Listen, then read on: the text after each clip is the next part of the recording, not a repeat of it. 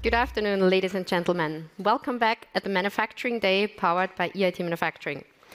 My name is Theresa Neuhauser. I'm the Communication Manager, and I have the pleasure to lead you through the afternoon program of our Manufacturing Day. And to give you a short overview what we are going to hear in the next block of our program, we're going to have another round of startup pitching, this time in the early stage category, SwitchOn.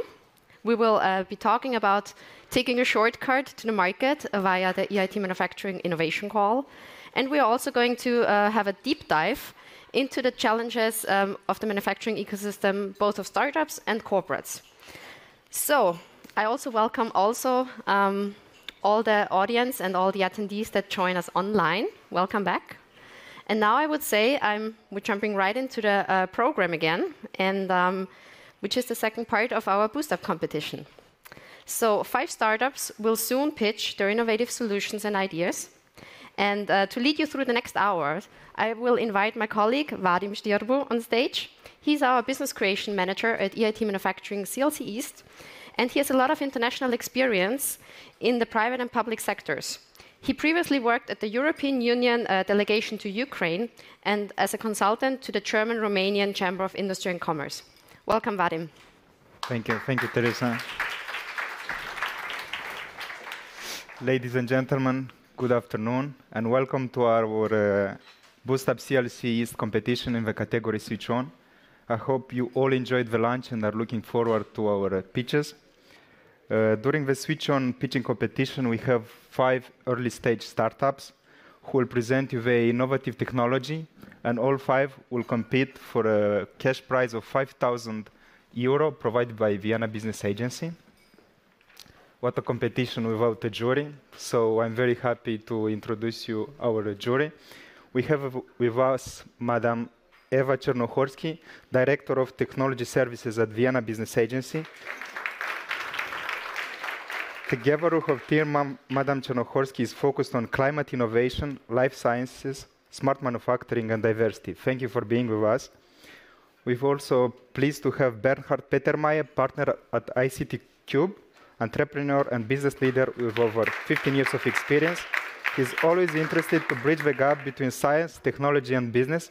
Thank you for being with us. We're also pleased to have Madam Ipek Hizar, Head of Ecosystem at Austrian Startups. Madam Hizar is working at Austrian Startups since 2020. We're pleased to have Norbert Frömer, Managing Director at LRS. Mr. Frömer held various management positions with international groups in Austria, Germany, and Great Britain. So we also have Madam Miriam Bubachta, Head of Growth Marketing at The Venture. Ms. Bubachta was previously IT project manager and founder of a startup. So let's now start with the pitches. So the first startup to pitch, the icebreaker, is Gnista from Austria. Gnista provides industrial manufacturers with energy efficiency measures as a service, hassle-free and data-based. They provide executives with continuous custom actionable insights into improvement measures for their plants. Mr. Benjamin Merzinger, co-founder, please welcome on stage. Thank you very much. Good afternoon, everybody. It's a pleasure for me to be here. This is actually was my office for a long time. I was working in the 8th floor in this very building, so I don't know how to feel about that.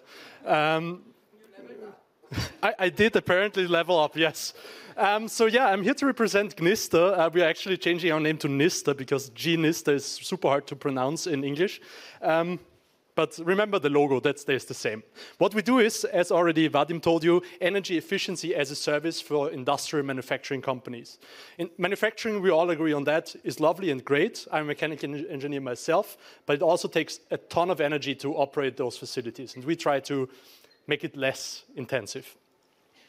So there's this challenge. I mean, I don't have to tell you that energy prices are a challenge. I also don't have to tell you that CO2 emissions are a challenge. And I just told you that manufacturing plays a pretty big part of that still. It's not that nobody tried to change that, but it actually is super hard. And despite the fact that a ton of data is available, and we also know that this data can be used to improve existing processes, as this quote shows here, consultants really can't really use that, and also experts in the industry, researchers such as myself, have a very hard time analyzing this data and finding effective measures. So we try to solve that. This is me, Benjamin. As I already said, I'm from TU Wien. Anna, our CEO, she's currently at Lead Today, Shape Tomorrow, also pitching stuff and inspiring people. And then there's Marcus sitting in the office and pushing buttons. He's our developer. So you got an idea of what we are, how we share our tasks in this company. We also have a lovely bunch of investors and mentors by now. We were founded in 2020, and we are actually a spin-off of TU Wien. So let's go back to this problem that I introduced just earlier. There is a ton of stakeholders, a ton of data, and it's a very, very messy process, as this little picture shows you. People send data from one place to another. They have questions. They are confused. Nobody really likes to do that. Scientific publications show that 80% of our data analytics times is actually wasted in this mess. So we try to make it more simple, try to make it more efficient and enjoyable. Other people are in this field as well. Other people already try to do that. So on one hand side, there's industrial energy management that is already deployed by really, really large corporations. So this is the left-hand side. What they lack is flexibility. Energy efficiency measures are not just something that you can deploy. It's not just something that can be done in every place the same. So there's this other side that addresses flexibility but lacks scalability. These are researchers. They work with their own BI tools. But again, BI tools don't really scale much, and if you find some measure in one facility, you can't really apply it in another one. So we try to combine both, and we do that via our energy efficiency as a service offering. So we take whatever data there is, we take whatever knowledge there is, collect that, so for a facility, we combine that with our platform, with our network. The network part is pretty important. I'm going into that just in a second. And what we then provide is super simple, just tailor-made improvement measures that we give to the facility operators. We tell you how we think you should operate your facility differently to save energy efficiency, to save energy. That's what we do. Much simpler than the picture that I just showed. So we have, and that's a large part, an AI-powered platform that makes it super easy and simple to work with IoT data, so sensor data from those facilities. But much more importantly, I would argue, is our network of experts. So we collect their knowledge, combine it in our platform, and then make it accessible to industrial companies that might need it, thereby helping both parties, the companies and the experts. So, the video actually works. Had I only known. Or it doesn't work. Okay, yeah, we have a lot of partners. We have a lot of manufacturing companies that already have POCs with us. We won prizes. We have done also some work with energy providers who apparently are also interested in that whole topic. But right now we concentrate on the manufacturers themselves. Again, those partners are really, really important to us. They are the ones that provide the measures and that already know that we try to scale. The last thing that I want to say is it's super, super simple to get into this offer. So the first step doesn't really need any data from your machines. We take the first set of data from the energy network provider. This is incredibly important for the companies that we work with. And already from this very beginning provides value and insight to the factory, and then find out where to look closer. So if any of that interests you, if you have any questions, especially the jury, just ask me now or later. So thank you very much.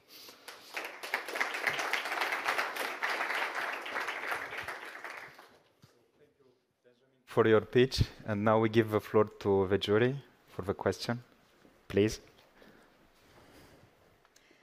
Thank you very much for the great presentation. Can you please tell us more about the cost of the service you're providing to your customers? Yeah, so we're currently finding that out. To be perfectly precise, I can tell you two things. So I won't name any numbers yet because that messes up our experiments, but it's much more affordable than anything else because we have this platform that makes it scalable.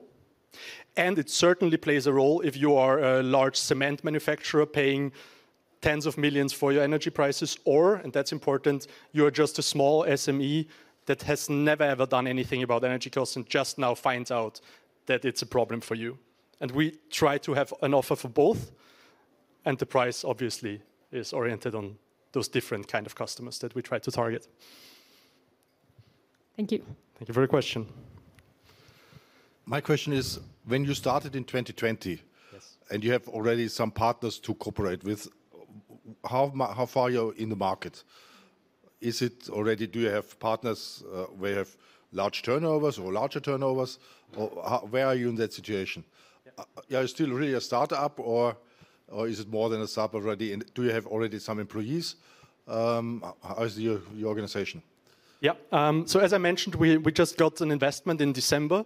Before that, we were 4 people. Now we are 14. We have this very offer that I just presented to you. We only pivoted towards that 2 months ago. And now we have 10 running POCs, so proof of concepts, with various different companies from different industries. And obviously before that, we've also been working with different companies, mainly Austrian companies, in that field. But this is the current status. So 10 POCs, 14 employees, trying to make that a long-term relationship with those. And onboarding other companies, so... Thanks for the pitch, Benjamin. I assume the customers you're going to all have data analysts themselves, right? They run departments and analyzing the data. So what's their added benefit? Why would they choose you over doing it in-house? Yeah, that's a great question. We actually initially ignored that. We tried to just build software and then sell that to those very people. They weren't really interested in that. Then this offer right now really includes them. It makes them scalable. I was one of those data analysts myself working here. And what I was lacking is, I had this feeling, this algorithm that I just came up with, that I used for one particular use case, could be so much more useful if I just found all the other companies that had also that problem that I initially tried to solve. So this is the value add that we do with them. We scale their solution. So if you have one solution for one plant, and it is eligible for hundreds of plants, we just scale it and make it applicable for all of those. And we try to save time and scale them better. Thanks. Thanks for the question. May I dig a bit deeper into that topic? I would love to. As if you integrate your solution into the IT systems of your customers, how much effort is it to do that? It's a mess. OT integration is incredibly hard. How we try to solve that question is, I mean, none of the problems that you have are actually technical problems. It's all organizational, and you have to make a point in why it's worth doing that, especially with the people in the companies. So what we try to do is, with this top-down approach that I covered, we go in with none of that necessary, and then very, very deliberately go down, so we know that it's worth to go this road. Again, technically, that's easy. We developed a proof of concept with Verbund just a few months ago, where we solved all that, and other companies have solved that as well. But the really tricky part is getting people to want that to happen to them, and this is how we try to address this. But still, it's a mess. It's a perfect way to collaborate with those partners in the POCs now. Yeah. What's your expectation? When will you have a ready product that you can enter the market with? If you have a facility today, I would sell it to you now. So that's ready. But you can't tell me the price now. It depends on what kind of facility you have. Okay. But again, it's certainly going to be more affordable. So you can make me a tailor-made solution now? Right now, yes. But yeah, it's much more affordable than any consultancy project and more scalable. Okay. So yeah, the product is already there. Right now, to be perfectly frank with you, parts of that are still manual things that we need to do. But yeah, you don't have to. That's probably not your problem. I wanted to follow up on that because you mentioned you have also experts then delivering additional input. So how much of your sold service is scalable in sense of that it's only software, and how much is like service by an expert? Yeah, so that's actually the tricky part. We work together, for example, with a Viennese energy consultancy, Senseven, if anybody's looking. So what we do is we watch them, we sell their solution to eligible companies. And in the back end, we build their analysis, which is right now done manually and in Microsoft Excel, for example, and automate it in our platform. And the only thing that is missing then is to match data from companies with this set report, with this analysis. So For example, it's a power profile analysis. It's just over a year, how much energy did you need? As soon as an industrial company tells me that a particular set of data points is that, I immediately can link it with a Sieben solution. And that's currently that takes 8 weeks. And for us, it's just as soon as we have the data, it's a matter of seconds. And yeah, obviously, it's getting more complicated with more complicated solutions, but that's the gist. It's the main gist. Okay, so thank you for Julie for the question, and let's applaud Benjamin for the Thank you very much. Thank you, Benjamin. Please have a seat. So we move next to the second startup, IMM-Data from Hungary. IMM-Data helps plastics, metal, and food manufacturing companies achieve cost reduction and better efficiency with collection and analysis of data from production machine using a monthly fee-based, cloud-hosted software and hardware platform. Mr. Christoph Hauser, CEO, please welcome on stage. The floor is yours.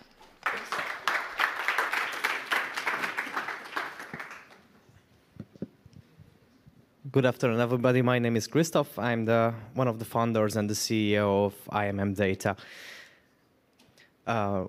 As we try to, so where we first found out that this could be used for any other companies, that our first approach was in a Hungarian plastic manufacturing company where we developed this stuff, and they are reduced their scrap rates by the manner that they are cut the cost by 250,000 euros every year. The main problem with data collection in the SME sector is there is no affordable data collection solution for them. On the market, there are many data collection platforms, but they are all targeting the big corporates, not the smaller and medium-sized companies. It's really hard to get older and a diverse machinery park connected, and companies do not know their exact production rates. And because of that, they are running a high waste and really low efficiency. We have developed an SES platform with custom hardware solutions which can work with real-time data collection. One part is the software. It can integrate newer machines which have built-in data collection capabilities, and also it communicates with our hardware hubs. And by this, you can get reports, notifications, so you can act instantly if something's go wrong. The system sends you push notification or emails. You can get any kind of reports that you want just from one click. We have an industrial standard KPI system integrated in it, so the companies do not have to worry about that too. We have currently three hardwares. One is this one. It's mainly for injection molding machines. It's a completely plug-and-play device. It's 15 seconds to install. And we have two others for different kind of machines. And with this park, we can integrate any kind of machines using digital or analog signals. We do not use any external sensors. We can use, but our main approach is to use the built-in sensors in the machines pre-made. By this, we can increase efficiency, detect errors, and send notifications, as I mentioned before. Our business model is software as a service. So mainly, we have a base price for the software. And we have a connection free for every machine installed. If our hardware is needed, so the machines do not have built-in data collection capabilities, we can rent you the hardware too. It's a very scalable model, and the prices go lower per unit if you have many machines. Our target customer is mainly the plastics, textile, and food industry. At the SME sector, we are currently doing sales in Hungary, and we at the next week, we will start our campaign in the EU. And we would like to move to the US too. Of course, we have competition, but mainly they are big corporates who are not really flexible and really expensive. We have on our side almost 40 years of industrial experience. This is our core team. We got an investment last year from Vespucci Partners, Hungary. And these are some companies we are present at. Sorry, this slide a bit slipped, but we just started the real sales in January, and currently we are doing 10,000 euros per month.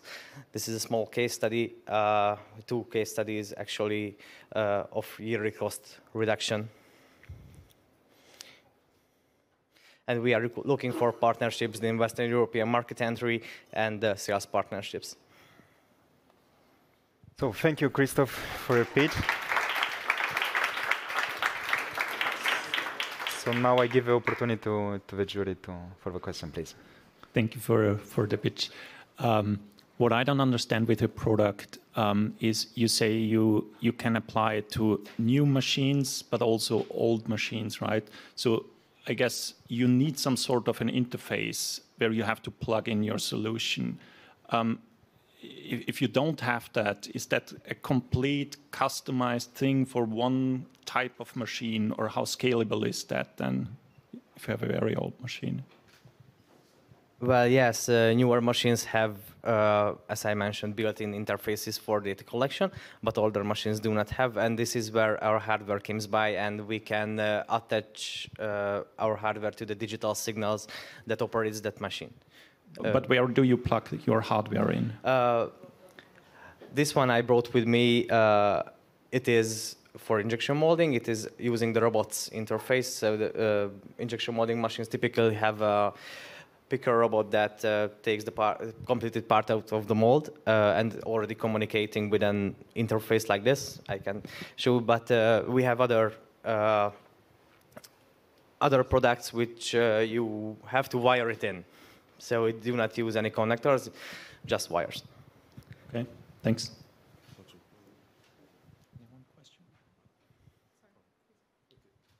So you have 2 customers at the moment? No, we have currently 6 customers. Okay. Yes. And out of that you try to make a standard basic or standard system which you then roll out at the market? Well, we are already present in the market, so they are paying customers. That's because we have. I was working at Simon Plastics for 10 years, which is doing injection molding, and one of my co-founders worked there too, and we developed the system there. And after we got funded, we had the money to make it market ready. Okay, good. Thanks. Thank you for the presentation. So as far as I understood, you said that you have 3 different hardwares. Where exactly are you in the product development process right now?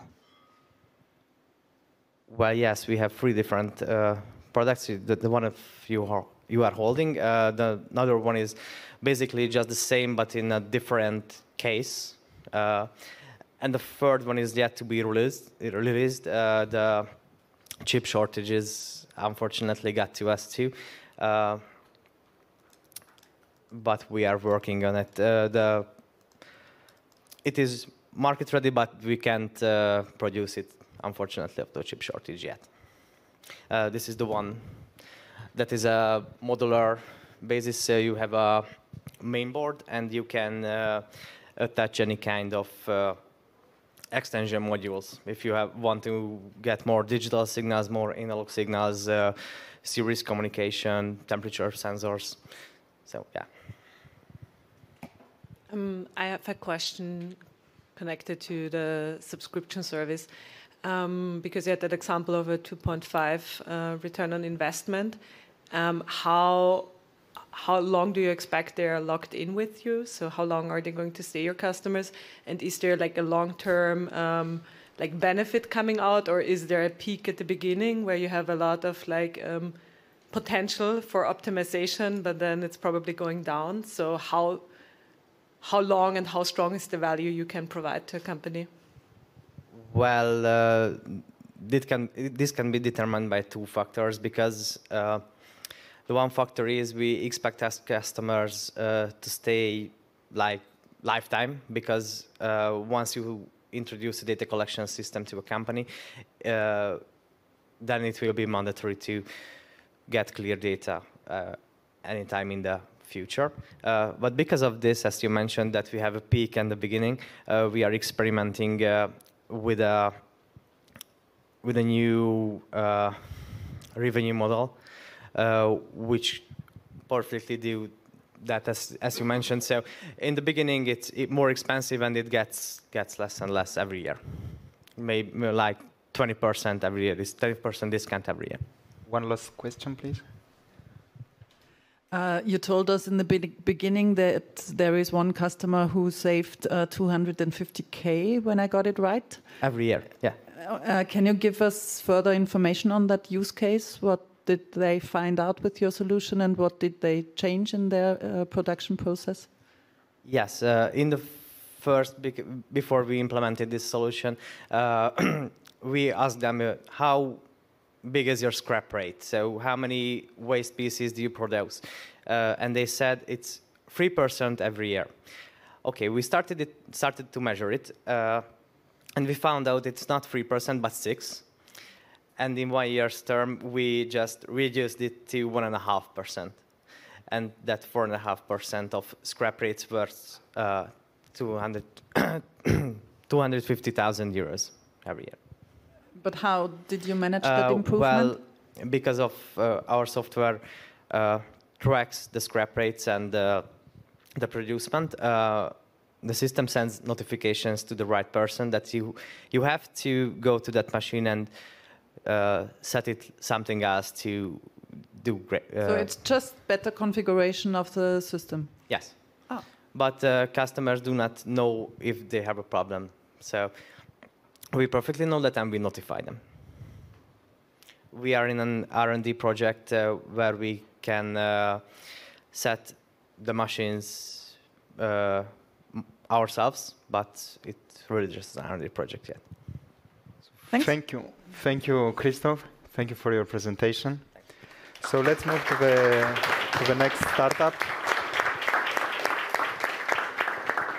We have RoboTwin from Czech Republic. The startup is focused on automation and digitalization of manufacturing in the coating industry. A young company with an innovative product allowing SME manufacturers to finally robotize their production efficiently. Ms. Maggie Mejdrechova, CTO co-founder. Please, the stage is yours. Thank you very much.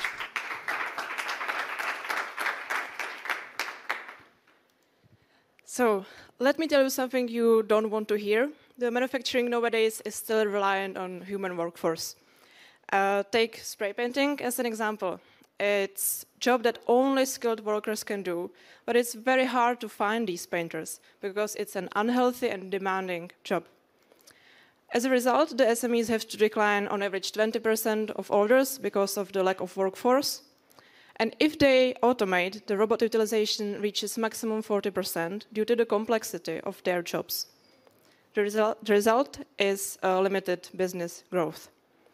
So the automation is needed, yet impossible or very inefficient with the state-of-the-art technology, and is a problem we have solved. My name is Maggie, and as a CTO of RoboTwin, I'm presenting to you the future for automation. We developed a solution based on motion imitation that allows workers to directly teach robots, transfer to them their specialized skills, and thus automate even very complex tasks. What we do is we reduce safety and health hazards at workplaces. We introduce collaborative automation, and most importantly, we are the first one who digitalized manufacturing and employee skills, and that's a key step towards competitive manufacturing in the digital age. So how do we do it? At the beginning, there is a worker who knows very well his job.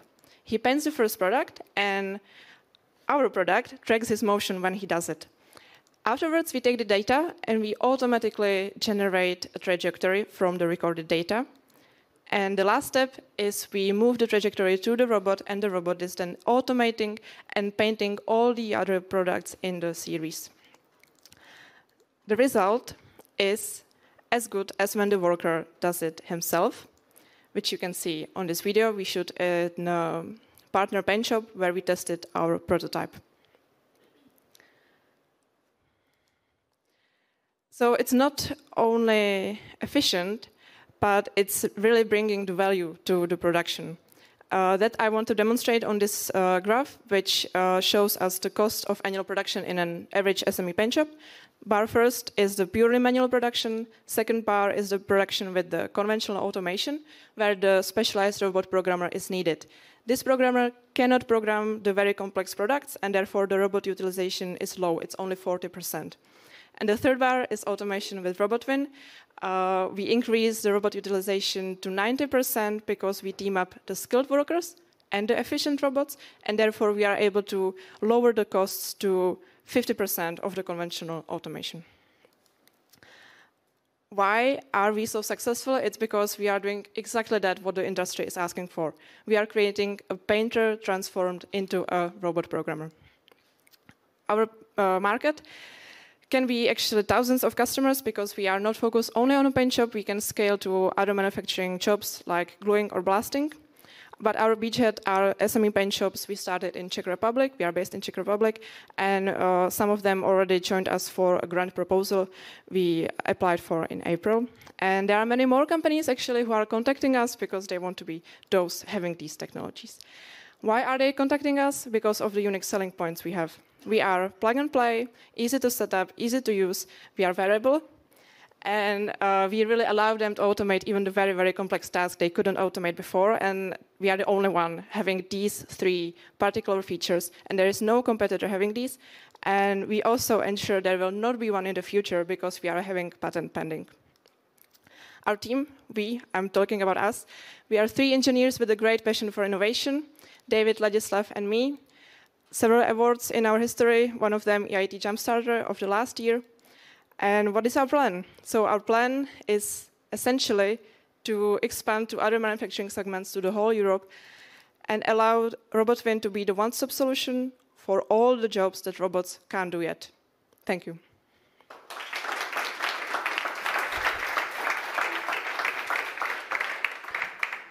Thank you, Maggie, for the page. The jury, please, if you have any question.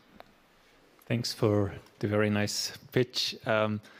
I would be interested in, are there any limitations in the complexity of the parts that you can paint with that? Because you don't mostly have any information on the robot itself, right? How many axes this robot has, and you only know the tip of the spraying.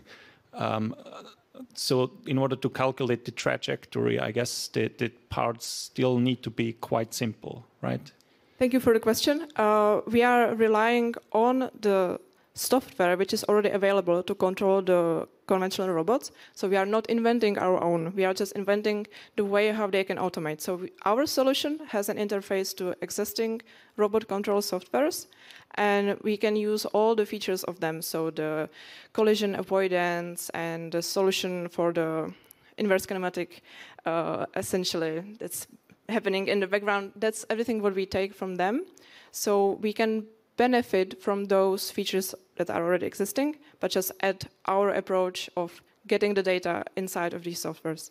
So there are still limits, for sure, but the limitation of a programmer trying to imagine how a painting should be done, that's what we remove.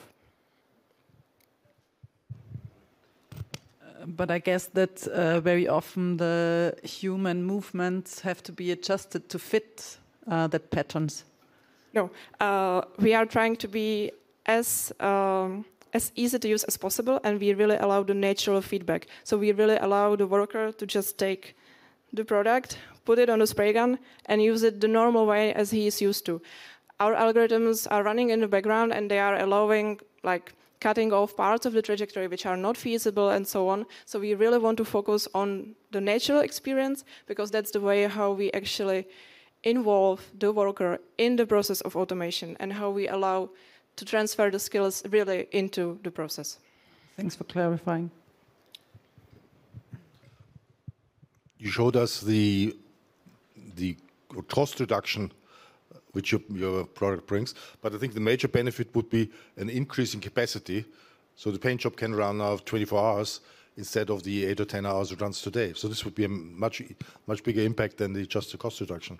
Yes, for sure. I mean, that's their job to decide what they do with the cost reduction, but of course we assume that the production will grow because exactly what we do is increasing the efficiency of the robots, and that actually allows them to automate many products more and be many times faster in the production than what they were before. And the loss of the years to come is because of software development or product development? So the prototype is already here, it's already tested with the pilot paint shops. What we are trying to find the investment for is the certification process mainly. So the hardware development has to be done and has to be certified because we are hardware and software startup. That means we need to get along with some regulations, and for the explosive environment in the paint shops, it's especially the certification we need to get.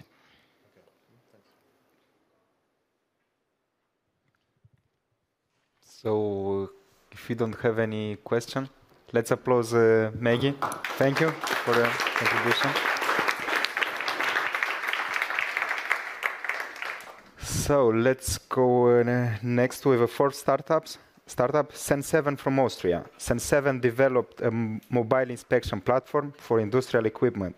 Their solution uses ultrasonic sensors that are connected to a smartphone. The data is analyzed by AI and automatically detects defects without interfering with the process. Michael Hetteger, CEO, thank you for being with us. The floor is yours, please.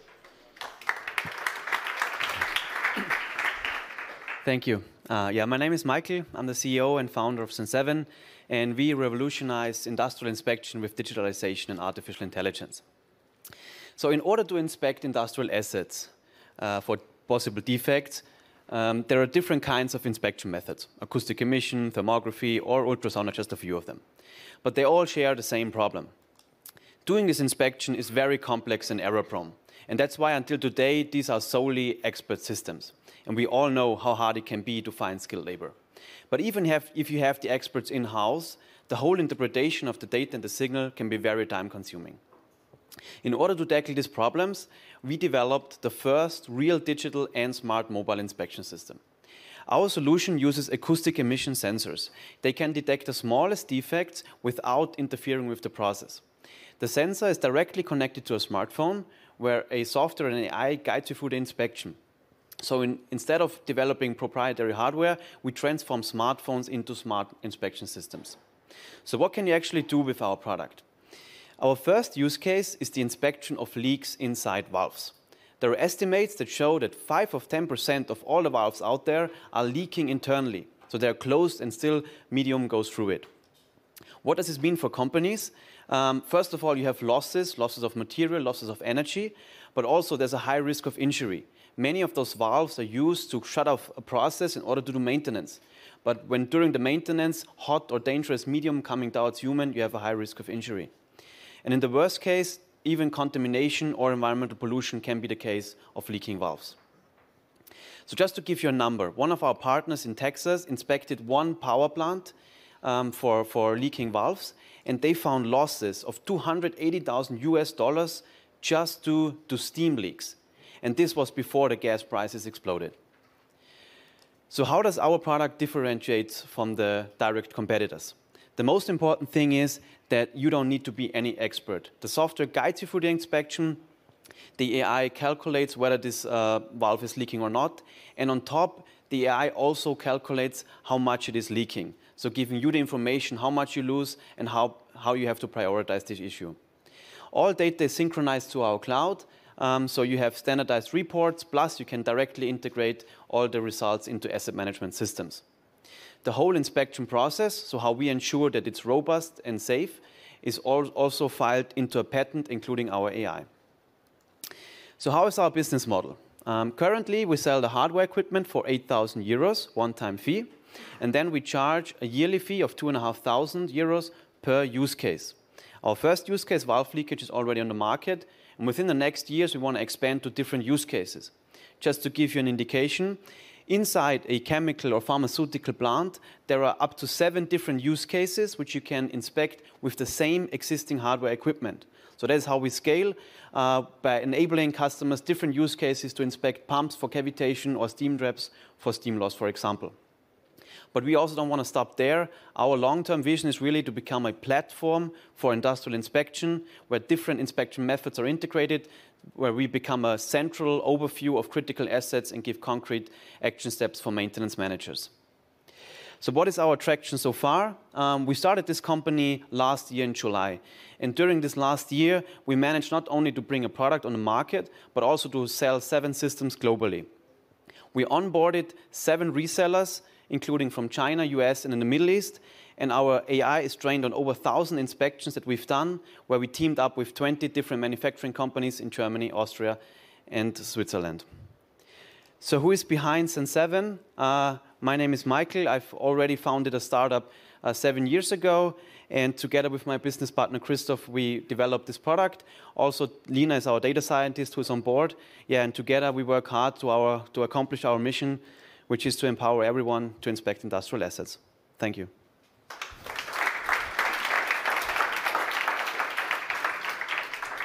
Thank you, Michael, for your speech. So now I give opportunity to the jury for question. Please. Thank you for your pitch. I was wondering if you gathered any accuracy data on this leak, no leak software solution and how precise it is. So we teamed actually up with 10 different valve manufacturers, where we went to their flow labs, their laboratories, and we did most of their measurements. And in these facilities, we were really able to test the smallest leaks possible, measure them physically, and then also measure with our product. And there's no concrete answer. It depends on some industrial parameters like the pressure or the valve size. But the smallest leaks that we detected were 5 drops per minute in a pharmaceutical used valve. So are all of these valves at the moment inspected, and at which interval, or do you expect now more measuring and more maintenance overall? And how do you think, in principle, the amortization time of your hardware is, or your services? That's a great question, yeah. So most of the companies don't inspect valves at all. Either they're replaced after an interval, and that's why many leaks are unnoticed until they actually affect the process. So most companies here in Austria, that's how they do it currently. Some bigger plants, they have test benches, so where you get the valve out of the pipe, put it on a test bench, test it if it's working properly. This is very accurate, but it takes a lot of time. Can take up to 2 days if you have a hot and heavy valve, for example. And only just a few companies use inspection systems. They have experts in-house, or they have the TÜV come to them. And we believe that our solution really can empower everyone to just get it, test it. Basically, our introduction takes 1 hour. You can start using it right away. And we believe that there's many savings, not just in detecting the leaks, but also in saving this whole, do I replace it, do I not replace it, do I test it before I do the maintenance? I think there's a lot of potential. Thanks. How far can your product be away from the valve? Does it be very close there, or can you do it if something's in the soil? Can you do the testing as well? So basically, we need contact with the valve Direct itself. contact, yeah. So you can think of it like a stethoscope. But there is some extensions. If you have a really hot valve, for example, then there's an extension that helps you to keep a distance. But there still needs to be metal contact with the valve. Who does the initial setup of the system within a specific valve? Basically, there is no setup. The way how it works is you get the system, and there's 3 parameters you have to enter before you inspect. So you have to enter the medium that is inside, the pressure on the valve, and some kind of identifier of the valve. and you then inspect the valve, and that's basically how you start basically collecting all the information inside your plant. So basically it's also a way of how to digitalize my own assets because they're not digitalized yet. But doing this inspection all the time or in regular times, at some point you will have digitalized all your valves, for example. But in case a customer needs guidance to set it up, who could offer that? So that's how we work with partners. So our customers are not just manufacturing companies, but also industrial inspection or service companies, because for them it's an additional business. And yeah, there's companies in Austria and Germany who have our device. They go to customers to the measurements, or they help them to set up all the required data.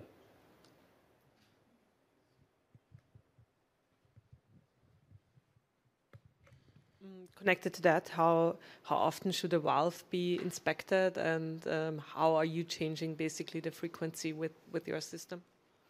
As I said, I think that 90% of the valves are not inspected at all. So it depends, of course, how old are they, how heavy are they used, how are they operated. But as I said, one valve can lead to losses of 10,000 euros a year easily. So it depends a bit on your plant, how old is it, how often you should do it. If you have new valves, then they should be fine for 5 years, yeah. But if you have an old plant, and in the process industries, most plants are sometimes up to 40 years old. So I think you should do it at least half a year each valve. Is there still a lot of like awareness work you have to make for the plant owners? It sounds like that. It is, but the good thing is that you can prove quite easily how it works, because we just say, okay, we visit you for a couple hours, we go together, measure 10 valves, and almost all the time we find at least one leaking valve, and then you have a proof of value. Thanks. Okay, so thank you, Julie, for the question. Thank you, Michael. Let's applaud Michael.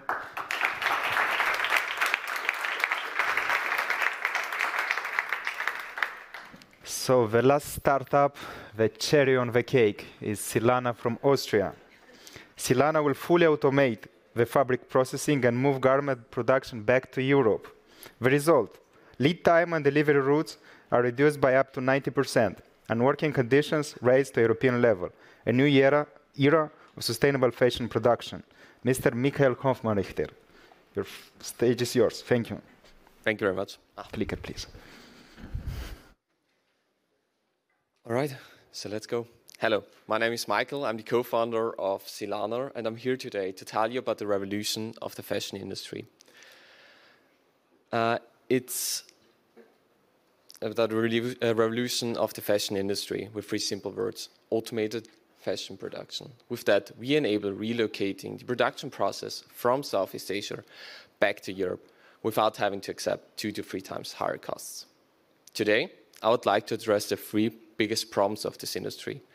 Starting with the lead times, an average time of 9 to 12 months before your products finally arrive at the stores, we know. Trend predictions therefore become the most important tasks for fashion retailers, but many companies cannot cope with that. They are continuously forced into bankruptcy, and since 2008, fashion retailers in Germany have halved. The second problem I would like to address are high minimum order quantities, and especially smaller and medium-sized fashion retailers suffer in this circumstance. They cannot rely on the same low-cost suppliers like the big players, and their competitiveness is therefore decreasing significantly. Lastly, I would like to address sustainability, or rather said, the missing sustainability. Clothes are still produced under the same precarious working conditions like 100 years ago. And when the product is finished, it's not enough. It has to be shipped around half of the globe before it finally arrives at the fancy stores we know.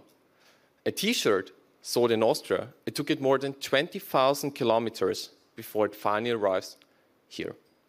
And all of that due to one fact: the necessity of manual labor in the production process. But not with Silana. Our solution is ambitious, it's passionate, it's revolutionary. We have engineered a sewing robot which will enable the fully automated production process for the very first time. Our desired goal: reducing the lead times, producing a t-shirt in less than 2 minutes.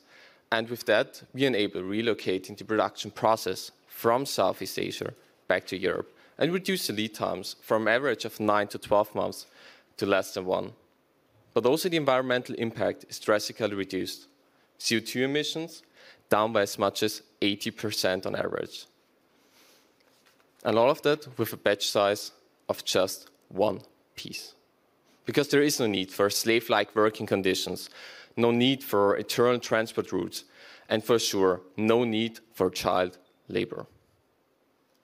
Our team consists of 3 highly motivated co-founders. My colleague Michael initiated this collaboration, and even though he's just 24 years old, he has 24 years of experience in the fashion industry. This is possible as he's part of Austria's biggest fashion retailer, Fussel Modestraße, the family company. My colleague Anton gained prior experience in the hardware sector at Siemens and TKD, but also in software engineering at big banks like Deutsche. I myself worked for Austria's biggest private equity company and was responsible for the largest sustainable fire producer worldwide called Lenzing AG. We've initiated more than 10 partnerships already with our communication. They have a cumulative annual turnover of more than 350 million euros per year. And if we just serve them with our services and robots, we could generate 80 million euros of revenue for ourselves. We're part of Austria's high-tech incubator INITS, and we also secured our first investment from them. In the end, we were also featured by Austria's biggest startup magazines. With Silana, we want to position ourselves as pioneers and market leaders in the automated fashion production. And for that, we're looking for a partner who believes in us as a team, in our idea and in our vision to revolutionize an old-fashioned industry. We're seeking for an investment of 2 million euros during this year and to finance ourselves until the commercial selling point in late 2023. But with that, I guess let's get started with the questions. Thank you very much.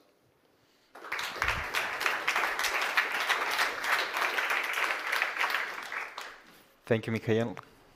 Jury, please, questions. Thanks for your pitch. What is the complexity you are aiming for automating? Because you mentioned the t-shirt. The t-shirt is a rather simple pattern when it comes to sewing.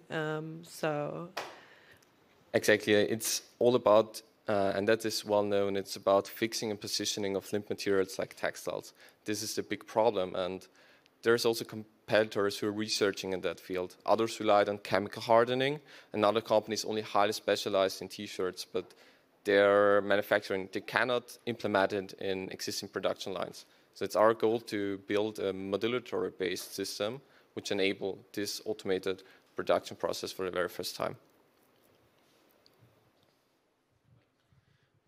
I have a very basic question, because we all know it's unsustainable and what's happening in this industry can't happen in the future anymore. But why did never anyone try to bring these manufacturings back to Europe and do what you just pitched, automate production? Okay. I mean, there are companies who brought it back to Europe, but they have to rely on way higher costs. From the automation part, there are companies who are trying that, but in the last years there was impressive advancement in this area. So we are now having an easier time like other companies who tried that. And we have to say, we know other people who tried and failed, and we are in continuous communication with them, what happened to them. So this is part of our technological network. The tool you're developing, is it protected by patents or by IPRs, or how are you doing this? How are you protected? Somebody else is coming and just copying. As you may have seen, I haven't really talked about our technology, and this is due to the fact that we have to have it highly patented. So yeah, that's our prospective goal. That's why we are also starting with commercial selling products like a t-shirt, which we will be producing on our own before we can sell or lease a machinery. So for the future, starting at the end of 2025, we want to sell and lease our machinery, but until then we'll act as fashion producer to protect our IP, but also to enhance our machinery at the customer. Thank you for the pitch. Looking ahead, where do you see the biggest risks for your business? The biggest risks, definitely on the technological side. We need quite a lot of money to finance this project. And there is still risk that many things can fail or that we even need more money than expected. So I would say this is the biggest risk for ourselves. From a market side, there is a clear check. We don't have to do at the moment anything about that, but the technological risk is high. Did I understand right that you at first you want to sell the fashion? Yeah, exactly. So you're going to do a B2C business? Exactly. We have partners for that already who would take our shirts. And we have companies calling us all the time that they want to produce with us because they have read about us. For now, we'll produce at the end of, beginning from the end of 2023. We'll start with the production of T-shirts and we'll enhance our product portfolio. And we'll sell not B2C, but B2B, like with Fußball-Modestraße, for example, or Plus Gear, who have asked us yesterday if they can produce with us. Okay, and you have the commitment of how many partners so far? So far we have like 10 partnerships, but there are also production companies and fashion retailers, so both of them. But they are enormous, so it's not a problem from that side. Thanks. Thank you. Yeah, you have time for one more question. And also focusing on the market side, do you have any estimations on how much the product will cost and how are you going to make sure that your customers you're targeting will be able to pay for it? On the T-shirt side, as a producer, it will be slightly higher than a sustainably produced T-shirt. On the production side of a machinery, it will cost in the high amount, like in the high 100,000s or like starting in the millions, like 1 million euros approximately. And we have already asked about this price, and those B2B customers are keen on this project. They want to have it even at that price. So from a pricing point, this is not a problem and very common in the fashion industry. Okay, one more question, sure. Just a quick follow-up question to the sustainability aspect, because you're not at the very beginning of the supply chain, because there needs to be a garment and the fabric produced before. So are you going to incorporate there? Is that produced in Europe already or not? I'm not sure of the market. And if yes, is that added to your costs in comparison to an average T-shirt production? As I said, I was working at the biggest fiber producer, sustainable fiber producer in Austria. It's Lansing AG. So we could use their fabrics basically and produce our T-shirts. We could enable a fully produced T-shirt, fully made in Austria, like that. That's it. Okay. Thank you very much. Thank you, Michael. Let's applaud all Michael. Thank you. So now I would like to thank all the 5 startups: Gnista from Austria, IMM-Data from Hungary, RoboTwin from Czech Republic, Senseven from Austria, and of course Silana from Austria, and our jury, Ms. Eva Czernogorski, Ms. Ipek Izar, Mr. Norbert Frömer, Mr. Bernhard Petermeyer, and Ms. Miriam Bubakta. So let's give a final applause to everybody.